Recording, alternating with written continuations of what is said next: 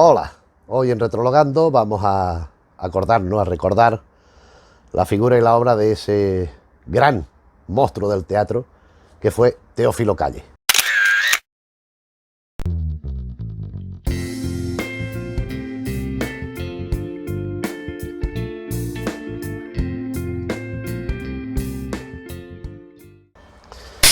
Teófilo Calle nace en Casas de Benítez, la provincia de Cuenca, en 1937.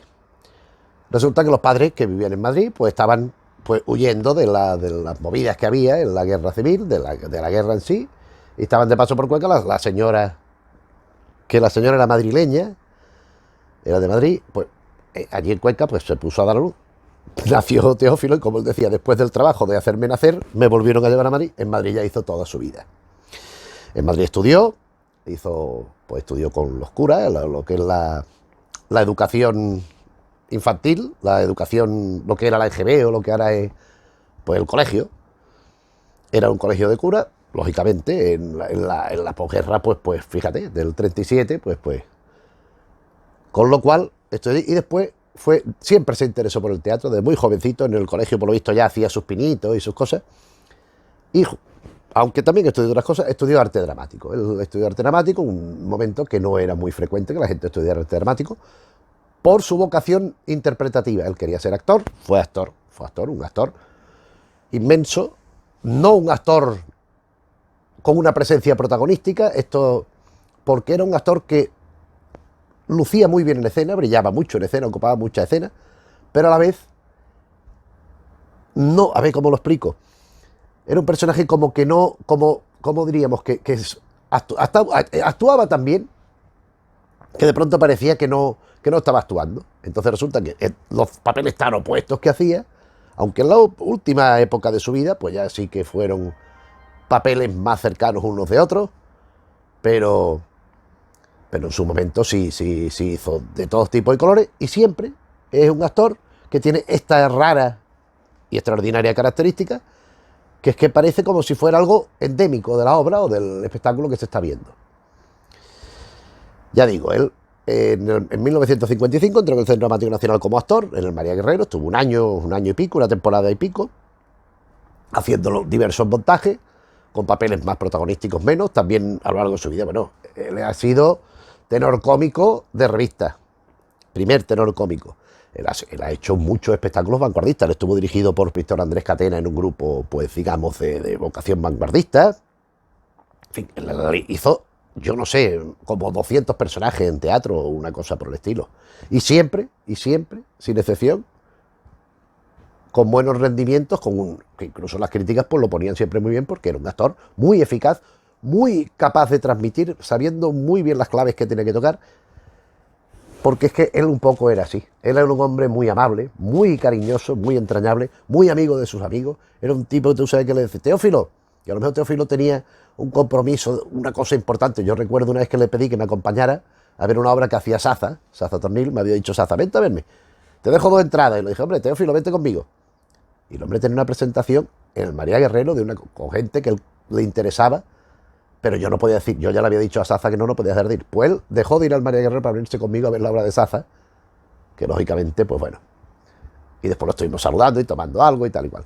Era un hombre que sí, siempre estaba ahí. Era un hombre muy, muy afable. Era un hombre que siempre te tendía la mano.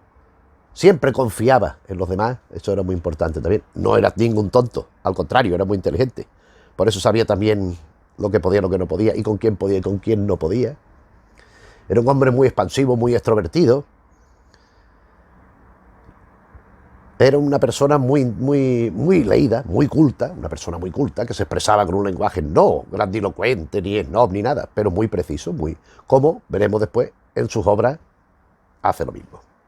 Era un gran conocedor de todo el acto de teatro. Él ha dirigido cantidad de montajes. Bueno, y me refiero al teatro porque el teatro en su máxima expresión, porque él ha hecho teatro de escenario, ha hecho cafeteatro, ha hecho teatro de cámara, ha hecho lo que decía, musical, revista, ópera, y también pues ha hecho teatro radiofónico, ha dirigido, ha interpretado y ha escrito teatro radiofónico y televisivo. Bueno, vamos a ver, interpretar en televisión hizo yo no sé qué cantidad de de obras, sobre todo de Estudio 1. O sea, era una de las presencias, si por ejemplo al año emitían, yo qué sé, pongamos 40, pues 10 o 15 montajes estaba Teófilo Calle actuando. O sea, que es que no...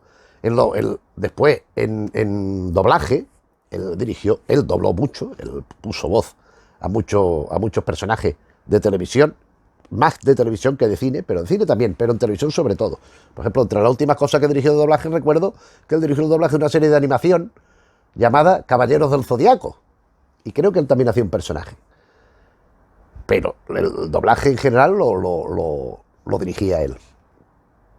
Más cosas sobre Teófilo Calle. Es que sobre Teófilo Calle podríamos estar hablando un montón de tiempo, porque era una persona riquísima y a su vez enriquecedora. Entre sus últimos personajes de teatro, por ejemplo, yo siempre lo decía en el libro que yo lo comentaba, él ya más veterano, ya iba eligiendo mucho los personajes dentro de lo que le ofrecían, lo que él quería hacer. Entonces, entre los últimos estaba el padre del tragaluz de Buero Vallejo, estaba el Jerónimo de La Noche, de Saramago, que es un obrero de una imprenta, de un periódico, que se opone a los jefecitos y hace de mediador entre los trabajadores y los gerifaltes. Hizo el tragaluz, que ya lo hemos dicho, archiconocido, no necesita presentación aquí.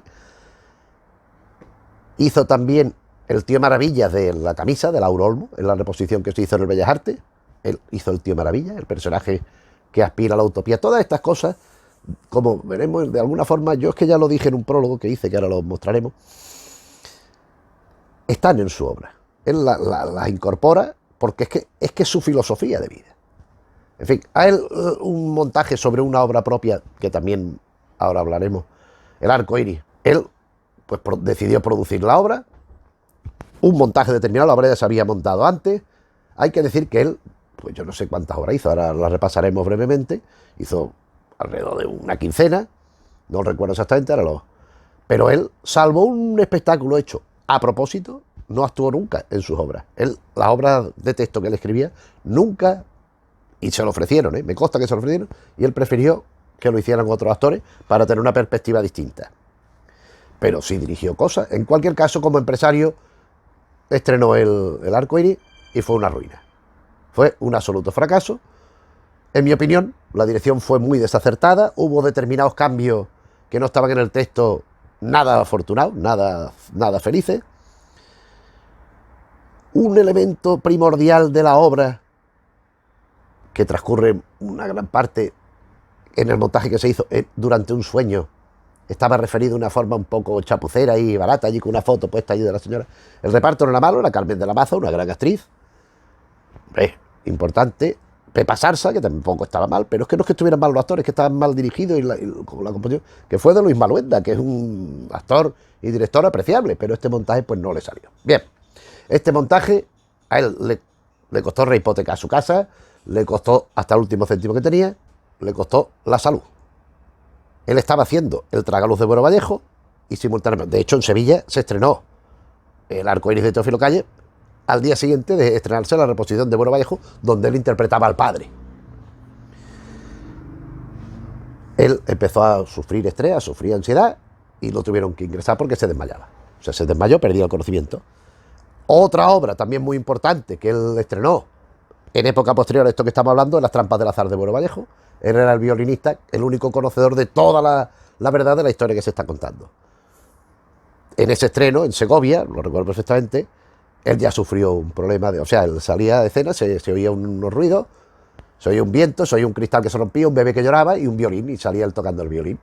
Y de pronto, otra vez, y ya no había violín, de pronto otra vez, y salía él sentado.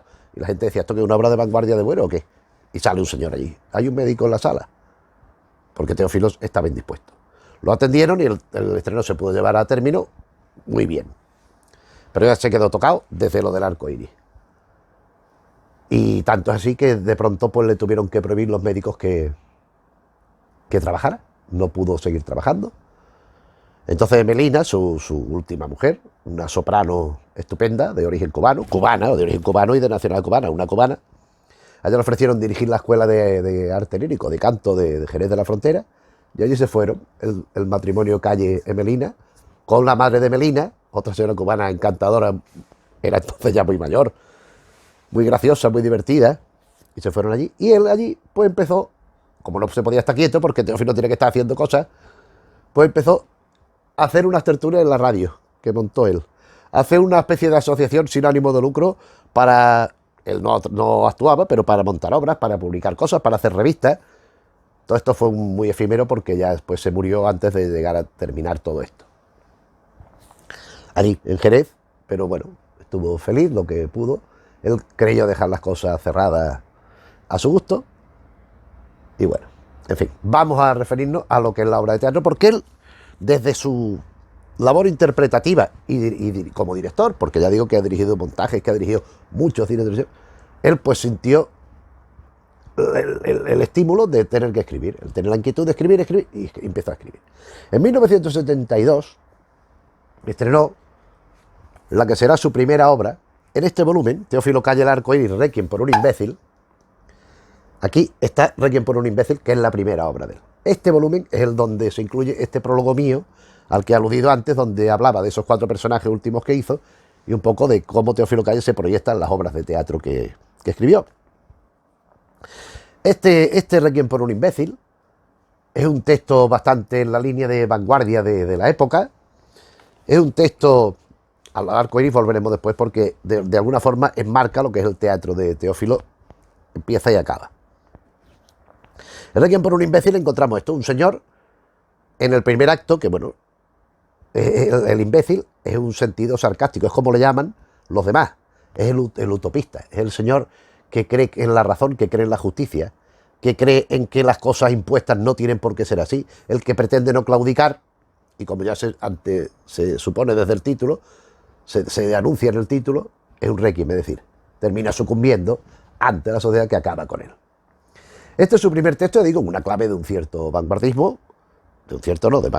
de vanguardismo, que fue recogida y aceptada por la crítica, porque se estrenó en el 1972, como he dicho, teatro en montaje de cámara, y fue recibido con aplausos y con disgustos también. Hubo división de opiniones, pero en todos los casos se veía que ahí había un autor, que ahí se detectaba que no era un señor que venía allí desembarcando, que se sabía lo que estaba haciendo. Él con el tiempo es mucho más preciso. Esta obra, recuerdo por ejemplo que cuando se publicó para la edición solo cambió una cosa, que en la primera redacción había un fichero de fichas, de manual, y lo sustituyó por un ordenador, pero el texto no varió ni un ápice más. Desde lo que se escribió en 1972 a lo que se publicó, pues esto sería por el 2003 o una cosa así, o quizá un poco antes, 2002.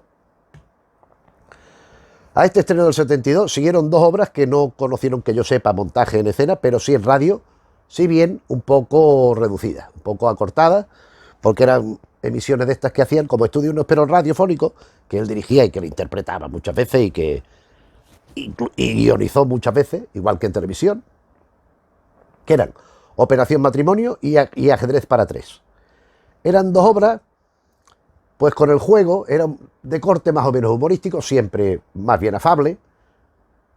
La ideología siempre de Teófilo será la misma, es decir, aquí la razón se opone a la sociedad establecida, a lo opuesto, a cualquier tipo de opresión, a cualquier tipo de totalitarismo.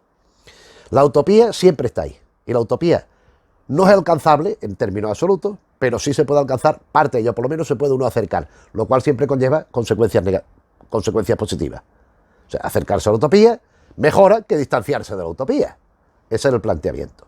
A partir de ahí, la actitud combativa de enfrentarse a lo que tiene que ser, a lo que es así por huevo, en lugar de la claudicación, que sería la alternativa fácil y conveniente para el que le interese. Bien, esta Operación Matrimonio y Ajedrez para 3 pues juega con la pareja, con la primera, la segunda evidentemente, con el trío, y ya digo, y se hizo en radio.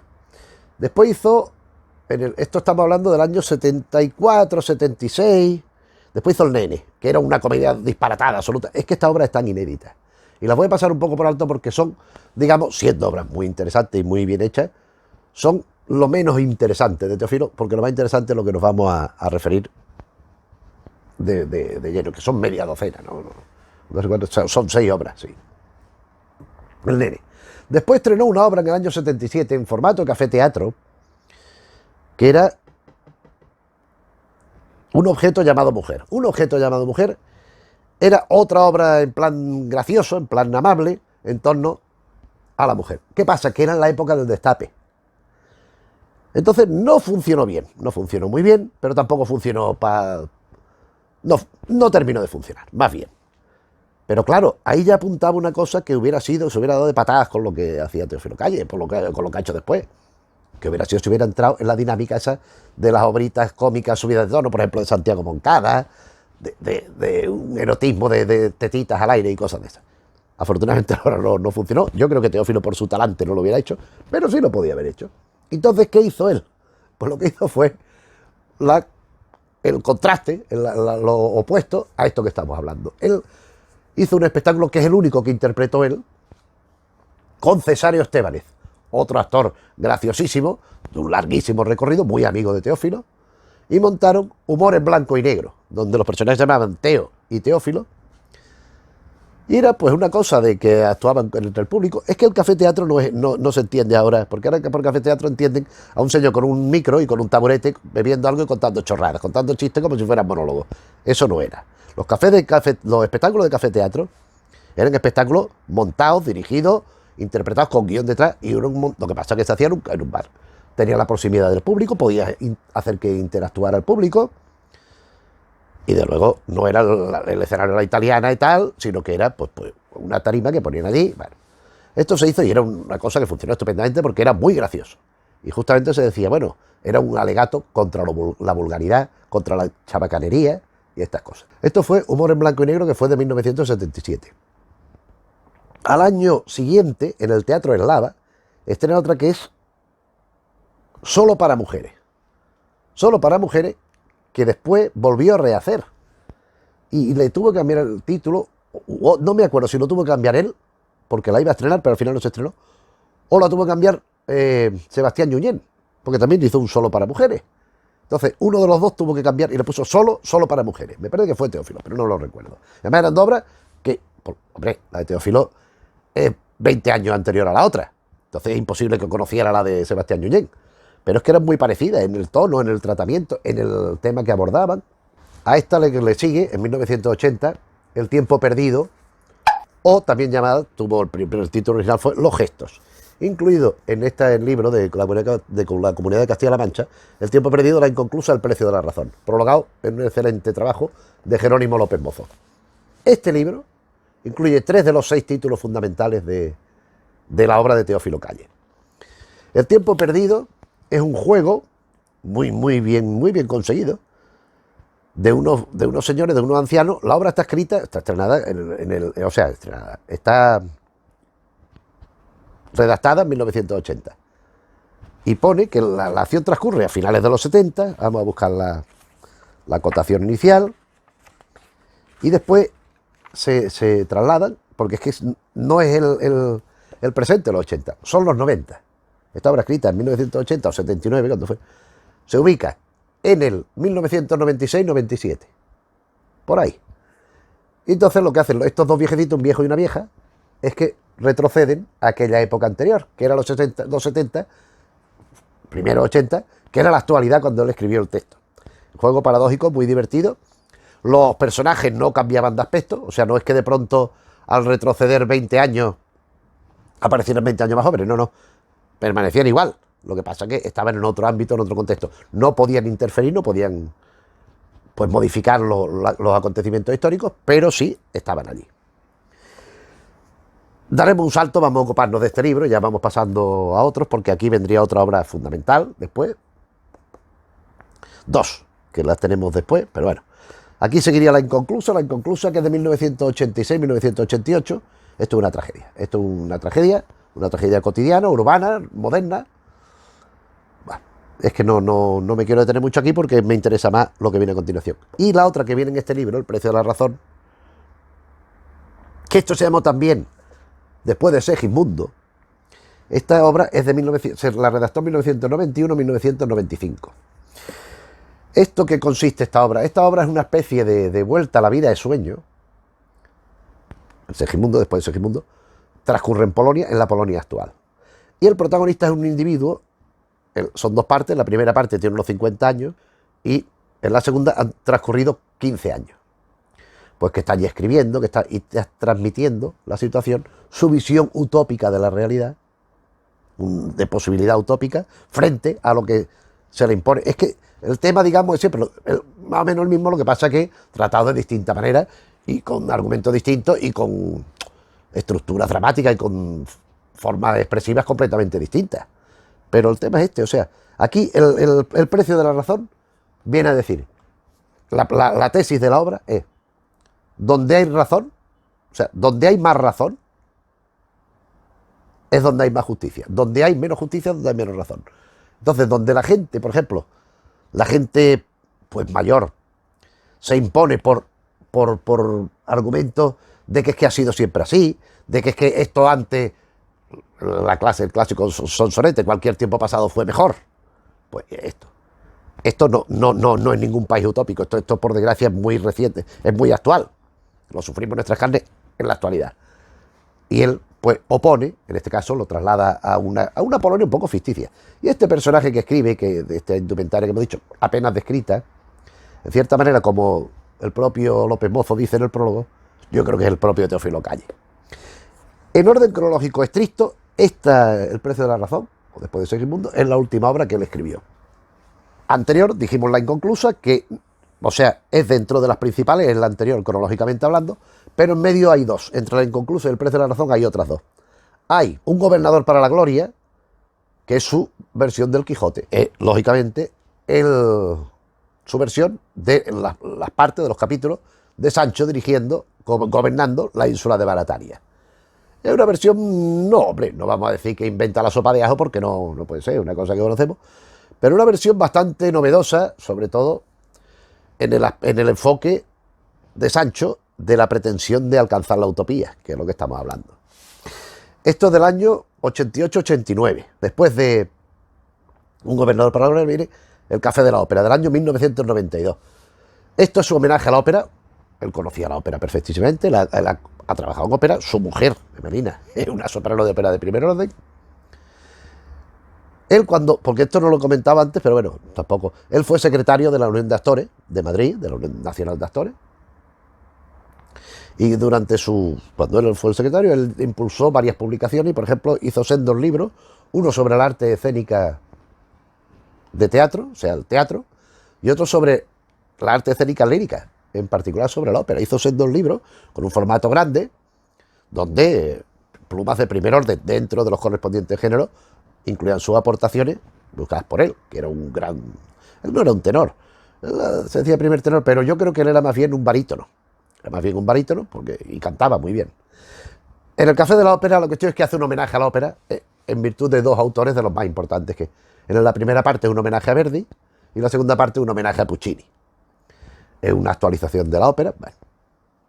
Y ahora nos retrotraemos un poco antes de La inconclusa, que aparece la primera redacción en 1984 del Arco Iris. Y digo primera redacción porque esta que se publica aquí es la última. Hubo tres, cada una con un recorrido distinto. La primera de 1984, bueno, pues él intentó moverla, yo creo que esa no se llegó a estrenar, creo recordar. La que se estrenó en Sevilla fue la segunda versión, donde los personajes, son dos personajes, un presidente de un gobierno y un ujier, un funcionario que tiene allí trabajando para él. Entonces resulta que están allí en el despacho presidencial, en un país imaginario, y de pronto hay una conflagración nuclear. Entonces el despacho se queda sellado para proteger al presidente, con el ujier que está dentro. Empiezan a surgir discrepancias, discusiones, oposiciones y cosas. ¿Qué ocurre? Que frente a lo que se pueda pensar del inicio, estamos hablando de un presidente de gobierno y un funcionario de escalafón bajo, el presidente no es un personaje con visión, es un personaje razonable, un personaje progresista, un personaje que pretende buscar el bien común, mientras que el funcionario es el retrógrado, el intolerante, el que pretende imponer las cosas, el que nada más que busca aferrarse a cosas del pasado en lugar del porvenir que pueda sucederse mejor que ese pasado. Esto, claro, era algo que no es lo normal, no es lo habitual es lo contrario. Ya digo, esta obra se escribió así, presidente y presidenta, y en la versión que se estrenó, los personajes se transformaron en mujeres. Era una presidenta y una ujier, eran dos señoras. Con lo que ello implicaba, y había fragmentos del texto específicamente dedicado a eso, el cambio de género de los personajes. En esta segunda versión se incluyó algo que después en el montaje creo que no se llegó a poner, no lo recuerdo con exactitud, pero me parece que no, porque había una escena inicial y una escena epilogal. Bueno, no he dicho, esto que pasa, todo en esta especie de búnker, digámoslo así, en el despacho cerrado, todo sellado, es un sueño. El presidente ha tenido se ha quedado dormido encima de la mesa y ha sido una historia onírica. ¿Qué ocurre? Que en el momento que se despierta, empieza a suceder todo como al principio del sueño que había tenido. Es decir, era un sueño que vaticinaba lo que iba a traer la realidad después. O podría ser así, porque solo encontramos el inicio. Y es cuando en la realidad, no en el sueño, empieza lo mismo, es cuando se acaba la obra. Esto, en la versión primera, menos, pero la segunda, literariamente, más, en el montaje que no recuerda que se suprimió, insisto, de pronto el Bedel, aparecía vestido de clown, haciendo malabarismo. El presidente, ¿esto qué es?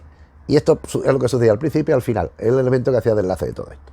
Y después de una tercera versión, donde volvieron a ser hombres, que es la que se publicó en este tomo, que junto al arco iris, o sea, el arco iris junto a Requiem por un imbécil, son las que prologué yo.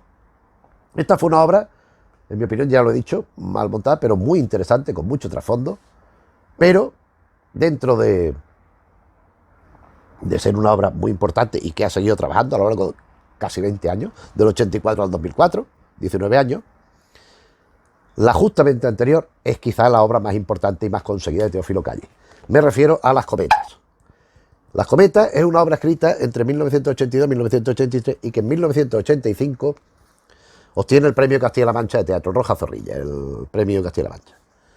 Pero es que pasa una cosa, esta Las Cometas es una versión, pero después, aproximadamente por el 98, hizo una versión nueva, que es la que se publica en la Biblioteca Antonio Machado.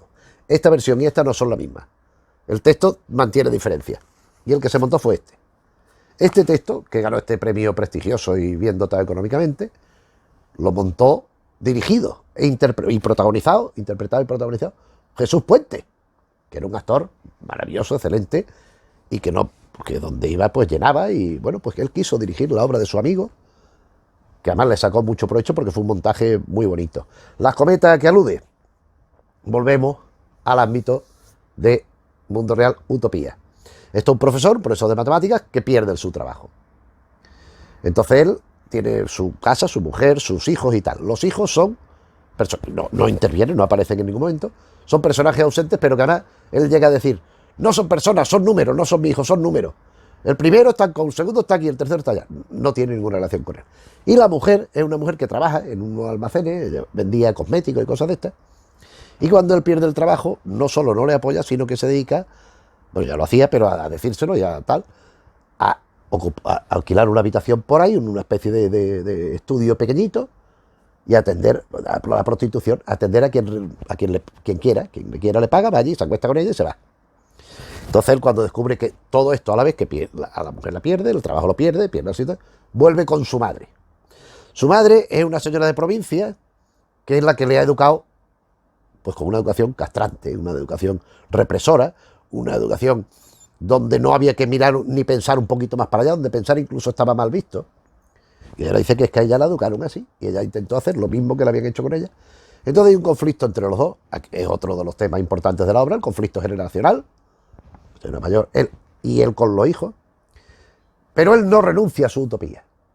Entonces, de una forma simbólica, toda la obra de Teófilo Calle hay símbolos, hay metáforas, y hay en todas.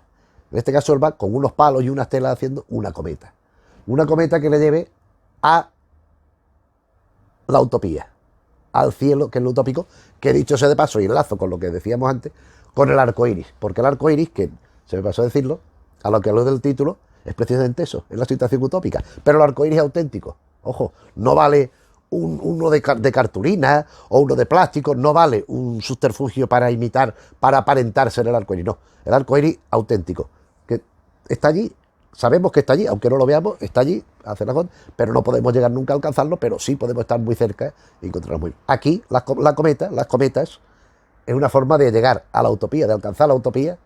¿Qué ocurre? Que por desgracia, como decíamos, donde hay más razón, donde hay menos razón, hay menos justicia.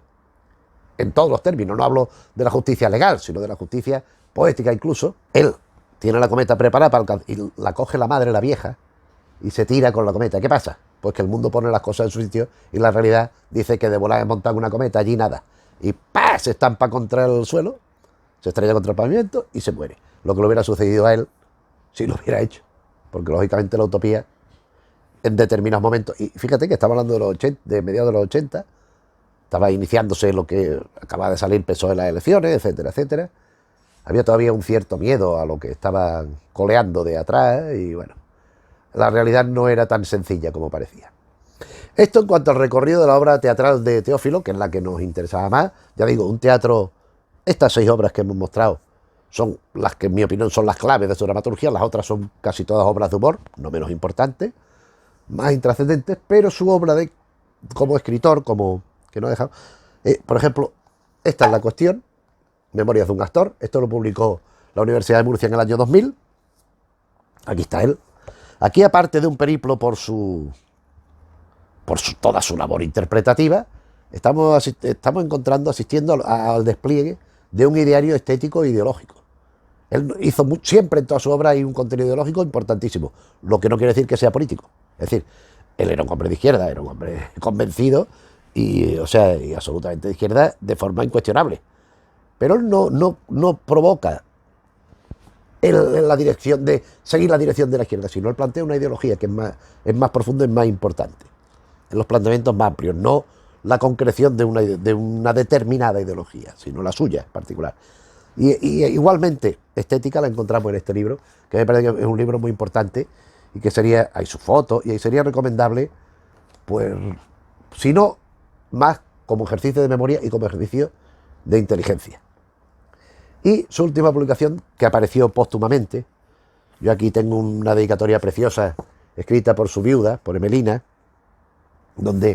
porque yo apoyé esta publicación y la llegamos a ver, existe, pero Teófilo ya se había muerto, entonces él no la pudo ver y las pruebas de esta novela las corregí yo. Entonces esto es manuscrito de un superviviente, es una novela que nos plantea lo mismo que estamos hablando. ¿El superviviente quién es? El que, a pesar de los pesares, se enfrenta a las imposiciones, a la burguesía, y no claudica, y no tuerce la cerviz, y no se arrodilla, sigue luchando. Ese es el superviviente. Y es un trasunto del propio Teófilo. Esto lo publicó la Diputación de Cádiz, puesto que él ya vivía en Jerez, era un vecino de Jerez. Tuvo un recorrido como los que suelen, agradecimiento a la Diputación de Cádiz por publicarlo, pero a su vez pues no se caracteriza tampoco, por lo menos en aquella época no lo hacía, y ahora creo que tampoco, en difundirlo, en divulgarlo. Una vez que tienen los libros hechos, pues se quedan en almacenes ganando centímetros de polvo hasta que los destruyen, los reciclan para utilizarlo en otras publicaciones, para reutilizar el papel. Yo no sé que esta novela, sí la conoce la gente que se le mandó, la gente del gremio, la gente del Colo Colo conocía, pero no es una novela que haya tenido una difusión amplia ni que haya sido asequible para el gran público. En todo caso, Teófilo Calle fue un hombre muy especial, fue un grandísimo escritor, un grandísimo dramaturgo, un pensador soberbio, y hemos querido hoy pues rendirle este homenaje mínimo, pero que no podía faltar en vuestro Retrologando. Pues sin más, pues como siempre, si te gusta pues le das al me gusta, si no estás suscrito te puedes suscribir, recomendarle a gente que conozca que no lo haya hecho que se suscriba. Y pues nosotros pues seguimos al pie del cañón en el próximo vídeo. Un saludo.